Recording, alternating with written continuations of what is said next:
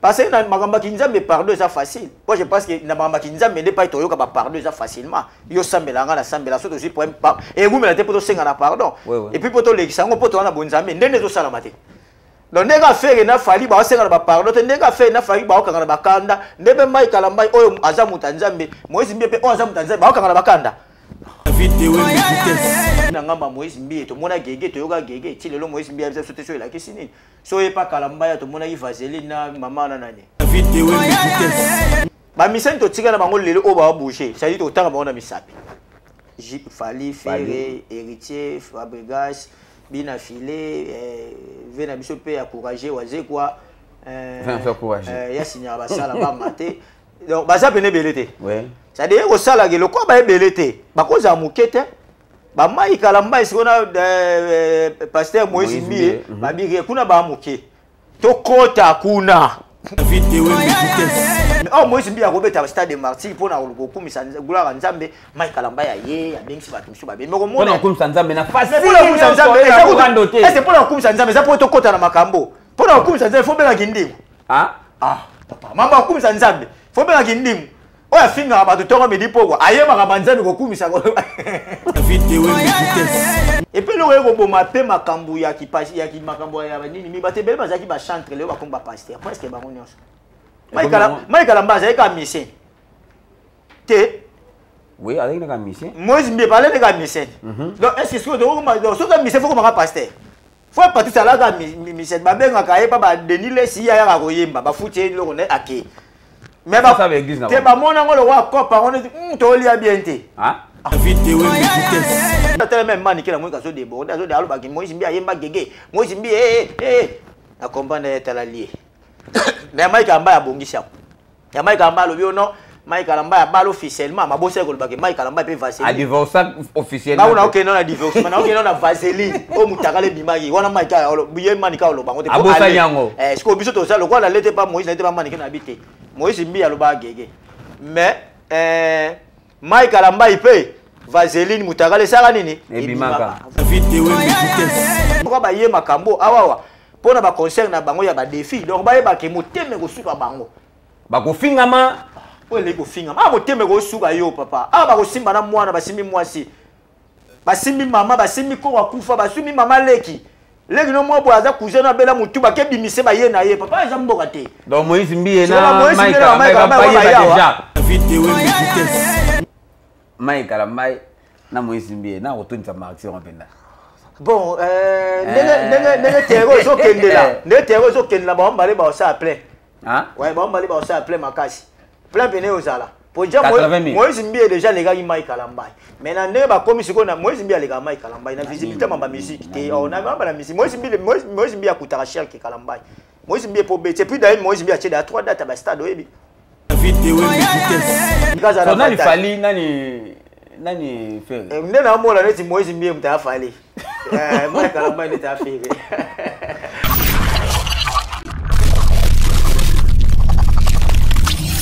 Merci beaucoup, amis fidèles internautes. Merci beaucoup, téléspectateurs. J'espère qu'en ce moment, vous êtes tellement nombreux. Il y aura l'émission Nabino Bolinga Kaming. Donc, on est sur www.ideologie.tv. La vie de Wembe, Nazope Sara Maramnenge, la rapport Naïm Sarabino, toutes les choses qui se passent ici en Angola. Et c'est un David de Mina Sarabino, Ango, Nabet Rabino en solo. Nengenini, et c'est pas ça vraiment Namboka Oyo. Donc, Masola Balabala. Toujours. Donc, les lots, comme d'hab, na Messi Lubanzadio, analyse à monter mamabe, oh, moko to tikala na ena mboka, oh, donc, il faut to pesake toujours kaka ba confiance. Messi Lubanzadio, boitard. David Wembe, boitard, moi, on a parlé, donc. Toujours en forme. Ouais, très en forme. Donc, nous avons battu les pinzans, c'est la grâce, les lots, suivi. Ouais, ouais. Donc, rien à dire. On est au Saka boulot bien et puis on a biso au milieu. Les gars, on a parfois au milieu du village. Toujours. Les bandes qui na moi banquetier, les bandes na moi ba souci, mais si vous comprendre en tout cas au milieu du village de Tigana na bango na mukili. Ah ouais. Donc voilà et puis toi qui dit donc voilà on est ensemble. Merci beaucoup à toi Vanessa Molema. Na ndenge pe na lobby boy senga ata ou motiver Vanessa.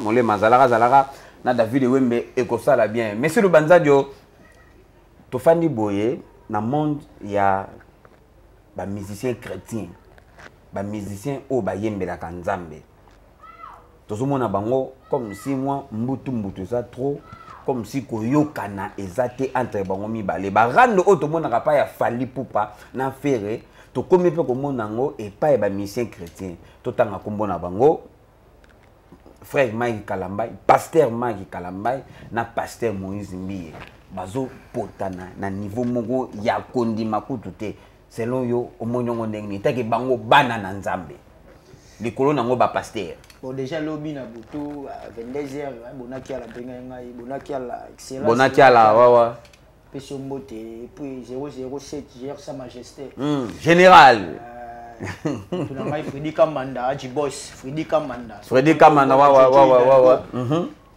Jojo Hidalgo peso mbote fils Mardo to na bango ka pona makambo babi papa yo attaque analyste moko mboga esa la confiance faut la makambo bon neto lobaka ki nzete baye bango na mbuma nango nzete baye bango na mbuma nango okomona jamais nzete mbange ebota avocat ebotaka manga. Moi je pense que le quoi ba misé à mokili ba ko na ba ko tcha date mingi te to kena so ko na ngambo ya bato wana ba misé mokili ba ko tcha date te ba ebele te ba misé mokili ba ko tcha date te to récupérer frère Mike Kalambay na frère Moïse Mbiye to yela bango koto ba pasteur ya musique ya papa to so na mamba musique ya wa eza mamba musique ba pasteur marti kuna obeta ki pasteur ta obeta musique baza ba misé chrétien ba pasteur to bandaki na bango bongo papa to so ngapa to bandaki na bango merci toujours na sola po toujours ngapa to bandaki na bango na marti ka okete ate marti ka obeta ni musique to bendi to ni na musique pasteur to tala on après po to ke na ki pasteur et si madame alors on to nganda ko me ba défaut ça to moni na ko mo ko ina ki sasa wana po ba architecte ba tonga ya ba architecte ba pesi mais ba plein ya ki bienté ils ont quoi passer na biso biso to ke na ngamba Moïse Mbiye to mona gege to yoga gege ti lelo Moïse Mbiye biso te so la kisini so e pa Kalambaya to mona ki vaseline na mama na nani fi wana nani vaseline bimaki ya Kalambaya ko to moi c'est ce qui ça qui mais ça ba gafo aussi to kangi pe ba pasteur am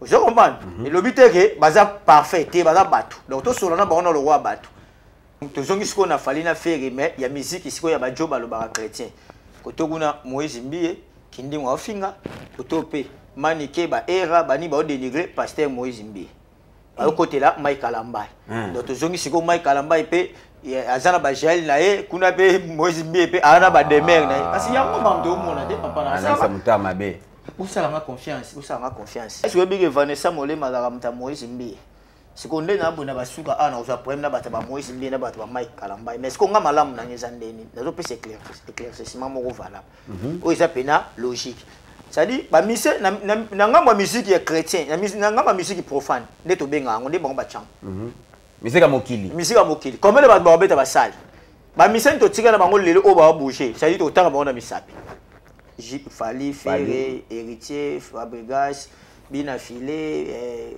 vena biso pe encourager waze quoi ya signer ba sala ba maté donc baza bene belete ouais ça dit au sala ke lokwa ba belete ba koza mukete ba Mike Kalambay sikona pasteur Moïse Mbiye ba bigi kuna ba muke to kota kuna okasibo yebite ba koti na ndenga kibonzambe ba kinzamba koti na ndenga mamba musique ya onde ezokendela parce que na makamba kinzambe pardon ça facile moi je pense que na makamba kinzambe ne pas toyoka ba pardon ça facilement yo sambelanga na sambela so aussi pour et vous me la te poto senga na pardon et puis poto lekisa ngo poto na bonzambe ndene zo sala mate donc ndenga faire na fali ba senga na ba pardon te ndenga faire na fali ba okanga na bakanda ndebe Mike Kalambay oyo azamu tanzambe Moïse Mbiye pe oyo azamu tanzambe ba okanga na bakanda. Allez-y comprendre papa na to so la nini ko ba wela majabu ba wela majabu amuda mbongo la ba wela client papa Mike Kalambay ça na confiance ko na Moïse kasi ba wela client mo pesi bango te muto na po na Moïse Mbiye ba ndako za na ba mbongo azu po ba pesi za majabu ana mbongo ebele c'est milliardaire ko buka na te majabu ana so mona wana siko ba beba na majabu récupérer Moïse Mbiye a récupérer ko Mike Kalambay na boule neta nyokisa Moïse Mbiye motema passe azuka moto bozaka na et là on hôtel dans la nyoso cercle nyoso bazo welela izaka mbongo wana batanzambe ilo ba wela o moni we ya ka mbongo buso pe na kala to be ba passer ba kana mbongo te batanzamba kala pe bele ba la pe na ba mbongo pe na te bataka tsaka même la bible on batakala bele ba pe na ba mbongo te mais bazaka batanzambe mais lelo mona mutanzambe faut zakana mbongo faut zaka ba jiba ni so tunyo no mona nzambe faut bien Oh le pe parler à biso. Déjà mbongo so ekumo les gaming retindo pe na mabe. Azo mona lelo mona pasteur alinka ayibina bagwa ba parfait ba solo ba parfait na linga mi yake. Ça dit bon nzambe zo longwaka. Monsieur le Banzadio, ozo mona ngondenge nini vague oyo ya Robeta martyr ndenge côté li bango boy ba mission chrétien o pour likamba martyr na hebité ezala martyr ezala nango banakala tumi ko sanate martyr ezala nango banakala mais Moïse Mbiye na Maïkala Maï mutema ekomi bango moto il faut babeta ka martyr botan na expliquer que Moïse Mbiye na Maïkala Maï ba ko rejoindre ba mission wa biso mukilité babakisa makuna kuna baza mukie kuna baza comportement na bango bon imaginez ka kuna ba mission mukibana ba beti martyr fali na faire na hérité na veut aze quoi siko ndani ba mission belebo ba robeta ka 4 à part le bato ba beta ka bo ba bina fele ba ozia ba fabrikas ba ozia ba mo loko ezo umela ba ko beta la bango et puis ba beta la on a même défi à comportement même défi à ba mission mukili ah ngoza bongo te to ngato mona martyr ya nani te ba martyr na bango zaka ba même défi ndenge faire sala ki ndenge fala sala ki koto ba finga na après beti ya bongo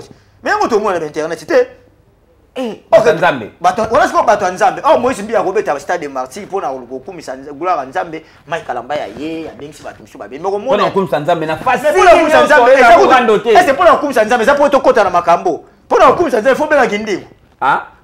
Papa, mama kumisa Nzambe, faut benga kindimu. Oya finga batu tonga medi poko. Aye maka Nzambe ko kumisa ko. Asa place na wana Nzambe za. Te Alpha Ngoma le grand déclarant. Nzambe ate mutu na mo abenga ngalobi Alpha Ngoma. Alpha Ngoma yesu ko so moni o mona sko Folvimbala les jeunes déclarants Folvimbala oui o mona Tarsis Bambela ta mari je mona petit na gloire tungu mona petit na Olivier Zawana voilà donc ba benga nga de par-ci par là venanga ale masaba benga bi papa o mona mamba tanzemba bonga ba mo benga nga ba mo tina même na ba lien tala no mambo pour décortiquer pour bi que moi nga na oza sincère pour na lembonga majabute na le ya Mike la mate na le ambiete na elo makambo ngane na lokate pesa foi. Tu peux être concert dans le stade des martyrs sans bruit. Pour ça, Nzambe. Et ça, la gloire à Nzambe. Mike Alamba Betty, Moïse Mbiya Ye, Fête. Moïse Mbiya Betty, Mike Alamba Ye, frère Patrice. Et ça, mais l'autre, ok, nous avons bacan. Ah, frère Patrice, le batika longwa, aboko longwa. Oye, donc, on a comportement à bateau à Nzambe. Mais à ba musicien, on y a beaucoup. Et ça, on a idem.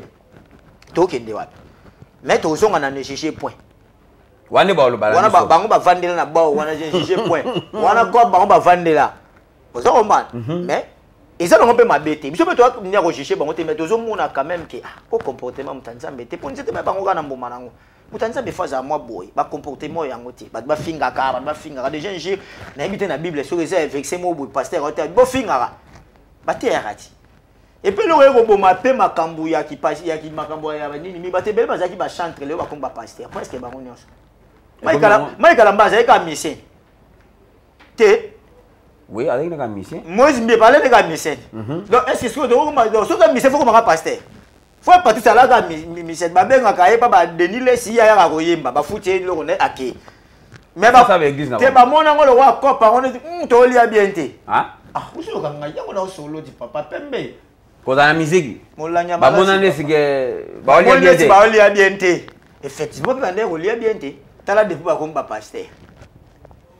Changer et les comme ya kitoko désolé na nzembo na ki pasteur papa deleli na ki pasteur mo ko lia da kitoko ne ba za bon oh ba ko mo lia na deleli yimo na Moïse Mbiya hote ba boka bo fane église ba boka ba mne ya fale oyimba ba boka pena ba mbongo mo mtazimi na dollar afanya ba wena cher pasteur hote mo le comme musique et comme indule mais bon to kon vouloir ba ngote a Joël Lutula oh Joël Lutula wa na Brésil na personne mbote puis na personne Joël Lutula a petit nangai nouveau marié Gemen Wamba nouveau marié ouais mobala na omi na personne mbote petit nangai mobala Naomi Wamba a comment Naomi Wamba a ina comprendre moi voilà et puis a peut to pas baby black ouais na les logistes petite sœur na biso a parler donc staff pena mikolo ezawa to zawa biso mo pe to zawa malgré moi ya mbeli ya bango pa na biso ezawa moi genre mais bon les gars tout le bas la famille c'est clair tout ça na biso mais faut pas zongo peke ratarata aswa ba bala to omoni ngo ndenge nini Grâce Tembo bazuye comme muto ça la promotion ya ba concert ya Mike Kalambai na musicien ba journaliste o ba lobelaka maramba ya ba chrétien bazate na Congo po bazwa ba kindingu po bazwa ba grâce tembo bazwa ba bato yo yebi wana ba mituna bango se beba ba kombo na bango se beba ba réputation na bango de beba na auto soto lo bakaki ba sali bon point c'est ba saka na idéologie même musique tout le monde a ba frère ebele ba leka ba sala ba mission ba makambo beaucoup tcha bango pe ba sala ba se bele ba lobela ba ko boyeka na monde ba manike mona manika lo ba na Moïse Mbi kuna po mona kindingu kuna po na moi ba te bele ba liemba na makambo yo frère biso le rozo bomangana yo to ça trop milliers de village ya on to zo bombongo mingte to zana ba mpe ka bo biso to zo te po to za milliers de village mingte ba milliers de village mutu mo abenga la kini PDG Bob Kinkela la pesi mode mutu mo abenga la kini te abenga la kini avant hier te lobby après lobby vela ramo a Prosper Nzus na pesi mode pro ça wala président na biso bana njili wala 49 wana abinanga yo na mutuno wana bo sala bien mais qui milliers de village na bino wana bokolia bien te ba photo lukaka mutu moto ba ngunda voilà même Jonathan Kouzou bisa ngabia yo go pesa position na bité na ko kosa conscience na ngate batu ba jino ba mbongo moi bate belozo mona bate ba mani ki ba olum azui te ma internet ko papa ma wezala raté so mutu ajo mona changer langage on se comprend donc tu moni ba Michael Mbai wana bazala aza pasteur aza chantre éternel mais misuneza kuna abike kuna manika oluba bat ba yoka kuna grâce te marocha na page bat ba otala et kuna fo ba demer vous comprenez mais côté tiengo za côté batabuzo ba ba polémique bango na bango de balle ba ko finga na bango suka nango et ya olata yo Moïse Mbi epé yango to mo elati bango ngunda pa kindi yango na beke lata bango kindi wa fingi wa ba ke bakangi ezongeli na Mike Alambai po kindi muna zo kindi Moïse Mbi donc bozui bato na mafinga na bango akolo beloko mobo yo ko supporter depuis ba ye makambo baza mutema biso na internet awa nini kondana mawe za la terre o bakangi yo ke kondana moga na internet ezati kangi yo kangi si 2 jours na za libanda ka za na bongo yo so bango lo ba ye makambo awa pona ba concert na bango ya ba défi donc ba ye ba ke muteme ko suka bango ba ko fingama o le ko fingama muteme ko suka yo papa ba ko simba na mwana basimbi mwasi basimbi mama basimbi ko wakufa basimbi mama leki leki no mwa boaza kuzena bela mutu ba kebimise ba ye na ye papa eza mboka te donc Moïse Mbi na Mike ba makambo zo banda conseil ngala ko pesa bango ataki ndeko na bango jeune frère na bango baza mutema munene baza mutema munene to batika ndi makambo ba ko tika te baza ne même elengi wana bayoka ko ba banyango lelo même elengi ya fali ndenga yoka so ba ofingele fere bilenga na balinga ngo makasi ndenge fere yoka elengi nde ba ofingele fali baza nango sikonde ba mesana ka lokwa ba fali na ba fere baza mitema na minene ya ko kabisa te bango pe ba adoptango posoki te toza na tongo bato ba kokanga makasi po bato ba ko déborder na makambo déjà la tele même mani kila moi ka so déborder so de alo ba ki Moïse Mbi ayemba gege Moïse Mbi na comprendre etala lié mais Mike Amba ya bongisa ya Mike Amba lobi ono Mike Amba ya balo officiellement mabose ko lobaki Mike Amba pe vaseline a divorce officiellement ba una ok non na divorce na ok non na vaseline o mutakale bimagi wana Mike ya biye mani ka lo bango te ko aller est-ce que biso to ça le quoi la lete pas Moïse n'était pas mani que na habité Moïse Mbi ya lo ba gege mais Mike Amba ipe vaseline mutakale saka nini ebimaka au milieu du village quoi avantage na ngo yango donc ozana mabe photo lo bango to lobi yango no soutien na bolimbisa biso bo teni biso bina regret te biso to lobaka o to yebi le sola ya kindingo ndenge bimi boy to yebi ke kindingo azapo Moïse Mbi soki kindingo akangabi donc c'est que mutakangisi eza Mike Kalambai donc soki robima mutarobimise za nani Moïse Mbi donc Moïse Mbi na Mike Kalambai opesi mbwa boy mais bango nyonso bana na nzambe bazaka motema munene baza motema munene na kieron bakoti yo tokokota toucher si na moi l'épinière oh yo bosani teke tokosimba na moi l'épinière analisi motema bazali oh leki na yemoko kuna na moi l'épinière mama na bango papa na bango mamba kokangisa lokola bazoyeka ba influenceuse wana bato wana tu ya ba TikTok balobaka bayi baka question nango banozonga na mutu na bango donc idem na ba fali na ba fere so muta fingi kuna ezongeli fere so muta fingi ezongeli fali alors bo supporter bo za mutema munene po ba toucher ba place oyo et ça ils sont sensibles trop mais je ko zala te po oyemo na terrain moi je pense pas mon logo a frère Patrice le linga beta pina martyr na ya ke lo ke ndingo to sola na pembe fa Patrice oslingate Pas bien à côté de la Bouzoba. Mais c'est que je dis, on va côté de la Bouzoba. Pour qu'il nous voit la Bouzoba. Osez l'année. Voilà. Nayebi pété. N'andenge pas ma bête. Monsieur le Banza doit naïse monter à ma bête. Moïse Mbiye a taliba monique promotion qui dit que ça là bien. Il y a moins de mona martyr a fait Simba. C'est comme si Moïse Mbiye a joué qui dit que c'est les promotions. Ma bête ça va. Non, marketing est ça ma bête. Comme ça promotion c'est pas mal. Mais manière ndeni no sela. C'est ça aussi le problème frère. Ah donc Moïse Mbiye a rejoint naïe qui dit que c'est les promotions. Celui beaucoup ko joyer mais faut déjà d'avant. Vous voyez naïe boy c'est ndenga sela parce que au gros ça la promotion même si tu aller après babenga rabiso ta na pour boire kanga na pour sela ngelo buto sala ngo. Mais na ko dénigrer mutu musuté na ko kota na ba vie privée mutu musuté. Ouais ouais. Je comprends. Kindi mutako bobele cop nezate lelo kimindi ngwaza suivi mutako bo ezate c'est un marketeur il y a la banane asa la cop naie c'est normal mais dans les bons koya ka Moïse Mbiye venez acheter le billet venez to ya acheter pas bien mais koya mama jabute koya te makabanga ba tela mutu poison est-ce qu'on est ça sur marketing on est loin marketing donc tout le ça les choses avec ce contraire donc moi je pense que Kindingu azane mauvais te mutu pas linga beb c'est les cop azate mutu pas les kuna na Kindingu azate mais ezaka ke bango lokola bazui bato na po bato na baza batabuzoba kaka donc ko banda bien na suka na ko yaka na buzoba baza donc bango de yana moni ba click wana baza bato amesa na fa lobelo mo boye toucher moins les piniers mais olanda ki communiquer ya comme les anani na bosen komba jongo représentant Majabu alobaki eza makamba ba rando te Majabu bayebi na bango makambo wana te Majabu TV te kolanda télévision te Majabu akoma na Mike Kalambai Majabu azaki na Moïse Mbiye akoma na Mike Kalambai kolanda télévision te biso za mikolo te ela kwa ndeba mise ba la télévision ba be bimia mutu na yoka ngote lokuta mutali boso yoka ngoye mutali boso yoka ngoye do Majabu nda ayaki bonga lobi na yebongo ayebi wona sana ayebi bena yebi ba mutu ba sai pa kanisa kindingo eza bango te poani eza bango eza na ka télévision na biso mensonge ba mise ya mukili eke na petit kuna aye na télévision sali sambla soka ti caméra longa le makambo susu double discours donc triple discours ba ka ndenge moko alors moi je pense que biso to ko admirer bango mingi te mais important ezaka ke le kola bango baza batanza ba ne toucher pas mais ouais bango ba ouais ne ba mi komisa biso pe to sa ndeni ouais ça le bida ke ko toucher pas na été bon tout à la kaka mais o to mona ki ba ouais ba ka bongo te Toto la bino, nandinga mabete, mais bino pipo ça la pe makambo boy. Pelu menos, bo reflecter ta image moko ta ki bonzamba ta mondamu na makambo na bino. Monsieur le banza do to lo bango awa, eza nango mabete ya ko bengisa bato ba sela bino ba promotion. Mais bo pesa bango pe consigne.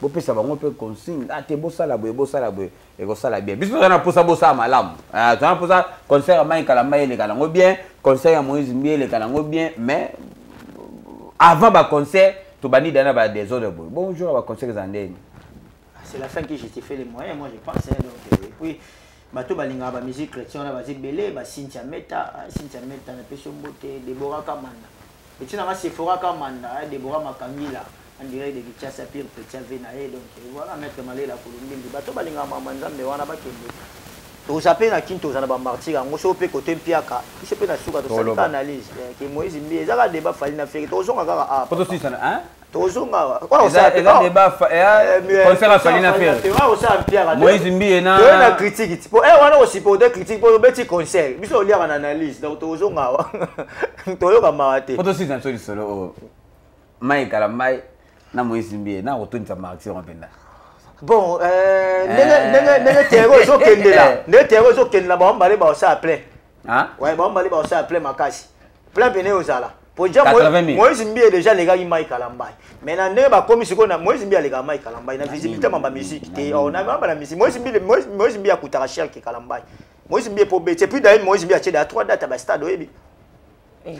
Musique est tombogi même kuna 3 dates soit longo beta na collège a beta suna longo na beta na collège beta suna na stade ya Lubumbashi. Ana 3 stades à beta. Donc après martyr beta suna D. On a qui peut faire que quand ça ne fallait ça la na double maman pas les cas à la nani fali nani faire nena mo la neti Moïse Mbiye mta fali moi Kalambai neta faire. Merci beaucoup à toi, pile le top d'âge. Beaucoup de raconter Masola, voilà, et comme ça là bien, bienvenue les Gabonais, FCC Mobimba, on parle de centre les guerriers, Bodig Mata dit Union européenne, ouais, ouais, vous arazalara. na masola balabala ekosala penza makambo ya malamu. Papa balabala, ouais, papa ya balabala. Eswa ngoma yondika sole bembe. Moi ba absent c'est ça trop. Kota masola balabala ekosala bien. Mais sur le bandadio toza déjà na deuxième semaine. Donc tozo atteindre la deuxième semaine, il y a sortie officielle, il y a album, il y a Hérité Watanabe, Chemin de la Gloire. Selon yo, moi chéri nkaka otoloba na portugais, yo kiango ndenge nini. Ah, lobi na bisio Liliano Pedro l'international la vie na mode petit la vie na mawata banda wata kisa album modolo batel international Liliano Pedro. Je aura tarabi. Aganza pe équipe. Liliano Pedro la va ntima, tu kita bien merci beaucoup Yobi. Ouais. Voilà donc toyoka na biso ngo toyoka ngo toyoki yango des semaines ndeti ngana okibela banzembe presque so yobi ke ngabulo na ngana ngo kopa ngo et puis na etala pe ba sortie médiatique mais déjà na mona c'est ata ba si émission je pense ba papa Pimboma des fois keboya na banena top Congo aleki na RTNC na RTNC akepa Jazz Kavulu tout ça bien et puis na sepela papa Pimboma cohésion na ba mission ba oyimba banzembe bimi ba mission baza ela ka ba mission baza na ça au travail puis bon mot bien mais nanga muso au mona ngo bagolo ndi balingi na bango album bango te analisa butema bisi kwa linga pasolati bagolo chemin de la gloire balingi na bango te bon comprendre jango zo gende te bagolo ba mona bagolo ba wayo ba se plan nango po ba dimne ndeti feri kende album a faire simte hérité bimi bien c'est que bagolo ba bundisa ngo esimba ngo te po ba mona lokwa hérité linga akota lokwa makambo etali ete lokwa la guerre a fallu na feri ndeti linga akota ngo mbrier autant discours à bagoloate et puis et là au monde a web ça hérité même ba junior so ba ya mba hérité faut ça focaliser mingi na promotion alors ça lango déjà mais so ba legi na plateau télévision le belaka mamba album déjà 18 chansons moi je pense que il y a une heure de temps pour l'émission et quoi tout et ça va tout no makamba Fabriga ça va tout no makamba Fali ça va déjà beta il baku abeta il baku pas jazz na olobaki parler de la critique abeta moye mutali boso ye ba beta na Fali ye na Fali après ba vidéo bi fait pas beta ngo donc nyo se zarale msu na se ya sur kanda pe te loko mo pe boye ko lobisa yo donc ça on est focalisé car na album na ye ça na bien banzembo za bien promotion ka ya bien na mo ba internet embele ba leli ba zuma banga te ba te bele pe ba réclamer mabanga mais ye pe na ngam na lobiki ye pe so lengi na bebiso futa mbongo donc ba chroniqueur na biso ba tabilo ba YouTube to ko pe ko futa ko pa boire biso bon JBC ça biso peu adaki na raison JBC le ba opinion mutu ba opinion wata usande ni fondi magati mais elo mo pa ye bagaki lelo pe monde za na YouTube obi Fabrica ça benga ba to ba koni fuati ati ba koni fuati YouTube azongela ngo lelo donc je pense que lelo mukile za na YouTube parce que musique za na challenge ya TikTok te ba te bele ba ko sama yo juna nda uno ju téléphone no so ya iPhone 15 so 16 so 17 ne bolinga Ochewana banobi na nzemba wata yo kanti wana nde text album te bato basala ba challenge bongo ba bikosala na ba bete mais musique beta na TikTok te ezande concept européen ne ba musicien soki bazomona bato bazosela ba nzembo na bango ba challenge belé bakantsaka ke ba nzembo na bango eza ko beta wande kosi bango te bango mo pe ba yebi ke sa musique beta na ba bar ko mutai ba succès musique ko beta na ba bar ko ba téléphone na batu ezateke na ndako te nga fa na nga boye bana linga babina file na ju téléphone na tomboli na tsenze munake na tsena publier nde la kisi ke nzemba bina file wana ezo beta non tu te trompes bato bozo sala mo belé wana boye ba ke lelo biso bato to leka na media boko négliger biso te neti lelo héritier droit nini chemin de la gloire ebimi biso za ba lobeli po biso za ba lobeli batala biso nena émission ekota bo mona 5000 personnes batali 10000 20000 30000 donc toza la valeur tant on ça la promotion à yo mais faut pas penser à na bato wana parce que auto ça les analyses mais promotion c'est autre chose les analyses to décortiquer les to lobi na biso vite fait mais promotion comme pena siko ke neni Mandela Weston Kende nini bedi Murphy Cantor Moindo petit nangal vege la Mandela Weston Alfred Dapulga wawa zoma nenge tour manda honorable trésor Mputu ba benga ba Cédric Mouchara bani wa brosse na Lubumbashi na pesi binombo te bodik bolanga voilà ce que comme il pas ça la promotion et comme il est solo wawa tu vois donc na sens wana donc il faut pas minimiser bato mais bato peut pas boire quitter ça dans fin du monde déjà boza na ba miche mi loko héritier pas ça ma boko peta kabila pe ba to misusu mais peut-être pe na nini so aboki ne yo aboyele msupe ko boka bango te la ko na bongo pété bona mbongo te melem so aboki o pe ba boki ete bendaka ba problème atala il parle bagi bongo donc autant ko boka ko c'est pas un problème on est là on peut na problème mingi te problème mingi ezali que na promotion il faut vraiment quoi miser pour la promotion pour promotion c'est de l'argent ozo on ba pour muta ko ni baga ta fani ba ndolo bela magamba héritier sans azwa mbongo to ça la boy wana a osala mote ozo on ba mutu ba ko ya na analyse pe na motema mabe et zipe pour le nom de l'autalama. Donc il faut que ça la moi côté on a que tu l'as moi misu. Pour trop si la lanzala. Façon abandi ba sortie médiatique boy. Hein? Watana abanyo boy. C'est le monyon ndeni. Et bien. Oui, ça bien mais sauf quand on te solo ba peine sur une émission à lo ba makam na ye na ba minbanjembo na ya de konsikango bien. Pour yemo pour wata bo communiquer. Pour yemo to bi ba mise bele album e bini ba tino ba porter parole ba ko moya ka ya ka poya ko moya mais wata oya yemo wata yemo ka bandi yango ko yemo ka yebi ke yemo ka ko ko lingisa mutu nzembo ko lo ba bien déjà wata ape ayebi pe ko lo ba bien ouais parce on ba yebi ke dadi mula ko leka na ye ma lo ba ko la ngati o wana mususu ndeko lo ba ke ko fia linga lika na yemo ka bino bele la voilà ba yeki ba ga bongo amuna ke yemo ka osala mie ya ke dadi mula to mususu wana pas sala nani ya mundu fasidi ba ya tu vois ba ko lo ba na bango mais le ko la yemo aussi. Donc ça sali bien mais éviter ba journaliste monsieur ezala ko beto libaku ça sert à ba question polémique héritier aboye dema ba polémique wana auto sala quasi une année lo baga ko loba on otala na ba TikTok na otala na nini bato musu bazo finga héritier ba goloa bazo finga héritier puis pas lo ba ke bato ba finga jiminga ezaba ni donc bata faire na ye baza wenge il faut bazala plus na même esprit bon musique on le voit les lope komika ba course pour pouvoir muninte munyo sa olinga mto tikila mninga place terre la concurrence fait à la loyale. Pour héritier, je pense pas qu'à côté studio pour attirer album à faire les cahiers, tu as fait les cahiers. Mais concurrence fait la loyale, botika biso ba mélomane, ba mourir bonne musique, to yo kango. Net rechercher après ils a bien. Pour golo album a faire les qui héritier. Et muta expliquer ça golo ba héritier les qui a fait. Voilà c'est la sentiment. Biso nde bo milieu du village, biso nde bato to yoka. To loba vérité. Net to ya loba vérité que net to yoka li ona o eleki yo. Net nga kutu. So qui héritier album sani 1 mois 2 mois toya pena bo limbisa biso toya na lobi papa bongo biso bato babanga ka mamba ko ni za bato bafinga neti nga pona ko loba kete album on amoni o eza bien ko lega o est-ce que yangani to kuta no kangelo nyom to yeba nga na sa cop na nga et puis na au milieu du village nga ko na mona passe pona bazo kabela nga te pona ko milieu du village nazo zoate so ba bona kia la balagi te to nga to sa neti ndene ozo mo ke ngoza compliqué so ba Freddy Kamanda balagi te mutu na nga boss Freddy Kamanda 007 JX sa majesté wa moni wenge ba na général na bango siko général a wenge kombo na JX sa majesté 007 alors mona siko boss Freddy Kamanda aina mupanzi kuna na kwa moni siko yo mutu na ngai Jojo Hidalgo.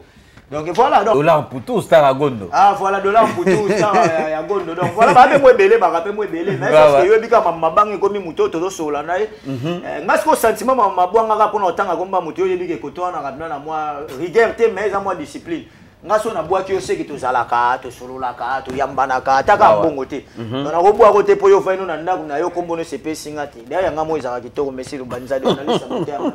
Donc voilà, dans moi sens on a donc ma spiritas bo la motiver, bo somba bo kene bo streamer, bo ça la ba challenge c'est bien, bo teki ça bon partager banzembo, on a ba distraction ba polémique, boye ça c'est là on a sens te faire ça bimisa ki bino de bo chiko bino bo bimisi ne oui oui bino de bo ça la mien fali ça bimisa faire ça bimisa ki na minute ne héritier ta bimisi donc bo ça par tous les moyens, bo ça ba stratégie belé pour bah tu m'as mis à la consommer. Donc boza pena boza super motivé à ça la makambo. Donc so boza lango bien biso to le kapona au produit. So pe kokite to zonga to lo bagaille kokite li makoli koyo ko ya te. Tongo midi chez mototé to ça ka au milieu du village puis to ça sincère à biso moko. Donc to ça souci culturel qui libo so il le exercice album qui to ko faire ça qui to ko fabriquer moi ça qui to ko ba obeta ba concert par ci par là qui tire ça nini. Et so mataraka wa ba. So il faut ça le kokite to yo ke lo mawate. To yo so kokite. To yo kokite sala mususu Simba. Donc voilà, ils ont le quoi au glissé mon télémi et peu pour lui au Keliboso. Donc et là bah monsieur faut ba travailler ba longa na ba guerre mon ba futilité mo za na ngo inutile na mito na mon internet za ko inda ba finga héritier artiste focalise toi na cop na yo album za kitoko ba nzimbo depuis to ki rumba pena ba congolais au même o ki na o bina keste te mené o ma de la République héritier watana ba musicien o so comprendre donc kitoko danger donc bo tchaka ka po c'est que je suis Mamadilou papa vena nga jenga kabungu wa direct de kin na peso mbote vena nga jenga kabungu ye pa linga musique awata trop ba linga awata na mboko ba ebele po mboko eza pena na nenga mabete Londa pena wata ba wata imposable wana sans polémique sans polémique tozaka na ngola awa wata pena base ouais ba spirita so ba telemi na mboka oyo to santa bango na za na bango ko kebi bata wata bazaza lelo pena moni ba golo pe ba komo meka initiative ango ba réunion ba nani pe ba sala ango ba warrior ba sangana mais eza pena le roi ya ba spiritasté po eza mboka pena mingi ya héritier to lobi ka vérité bolemisa te ngana bon est-ce que na lobi papa ngana itali ngata makam ngana lo ba ona mona. Tu vois, donc base la mobiliser, bah on a la fertilité, bah pousse à disque na bango et puis bah déjà quand tu challenges au banda kalate, tu sais au seigneur date, donc tu te côté derrière moi wana, on peut éviter tout ça. Album c'est bima qui paye. Et puis Fabrice date occasion de Paris, bah ta Fabrice peut retaler siko, acha siko total. Donc ils ont moi bah challenge, moi ils ont bien pour la musique, ils ont pour la polémique, polémique moi loyal. Mais ça va vérité.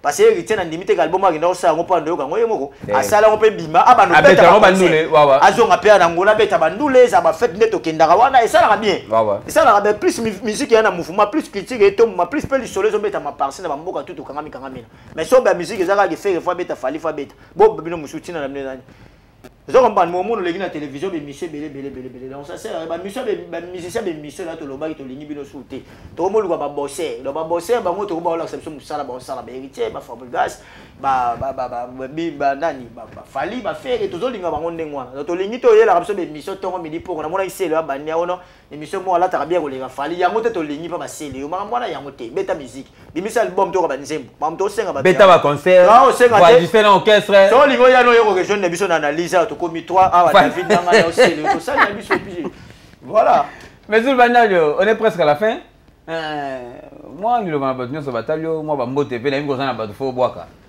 ouais tout merci beaucoup na bataillon sur bataillon encourager nga fait na ngai proche dossier en direct de Paris à Med Vita star à Paris na pession mbote aigle 3 fois oté Machal Senzembel Jonathan Kuzu toujours date ya Kalamakasi donc na pession azo so tunga azo so sangate il écoute ngana iza kubi yaona lo bano ndeti nga na lobby Jonathan Kuzu na lobby kuna ezo sola tronga na zo solisanga mais ça na ngo droit na yo mais en fait ngane na vandi bo David so saka mabanga pona bata ya mbongo na bano bo akata basi koza ba détail wana te ngana lobeli Jonathan Kuzu tika na si saka mabanga na vite fait tarsis bambela et puis na pesi Dino Kafusa petit na ngadie na Paris petit na ngadie ya ntima boni basango ya papa de lolengo yebisa ye na zaka mutune la famille sacrée fils arabe ndombele puis via parler na pession mbote na pesi mbote pas fait na do muntu wanzambi fait na do muntu wanzambi lo manzanza kilo mboka papa yoyo pession mbote puis na pesi kala mboka Patrick Difwana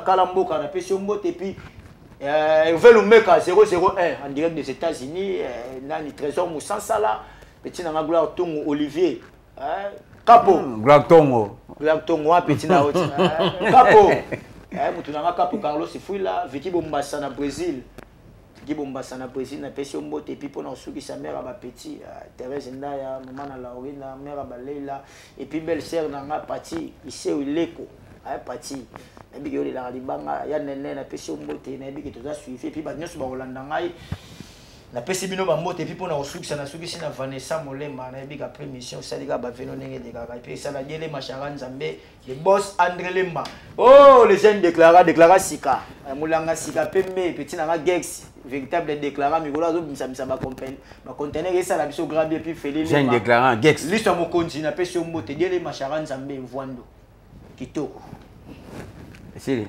ana sukisika na diele Machara Nzambe meilleur déclarant Afrique centrale diele Machara Nzambe kotaka masola balabala et ko sala bien donc tout ça na posa na bino tout hein bato ba partager ba émission bato ba commenter ba émission et surtout ba commenter we o ngana sepela kanango mutu moko sali commenter bato balandi mo na sima et comme me demander moi discussion et comme me demander moi ko swana ba commenter ane sala nga bien donc ya ko finga na te s'il vous plaît ya ko finga na te ya ko chana nega ba idée te koto ya lobi boye te koto eza boye voilà maintenant ba commenter ko biso to lingaka ya ko finga wana za ngo importante donc bo s'abonner massivement na Idéologie TV massivement na masola balabala bo partager bo commentaka moi ba j'aime wana et ça la ka biso pena bien on est ensemble avec vous. Vanessa, Molema, Kota Masola, Balabala, Messi Dubanzadio.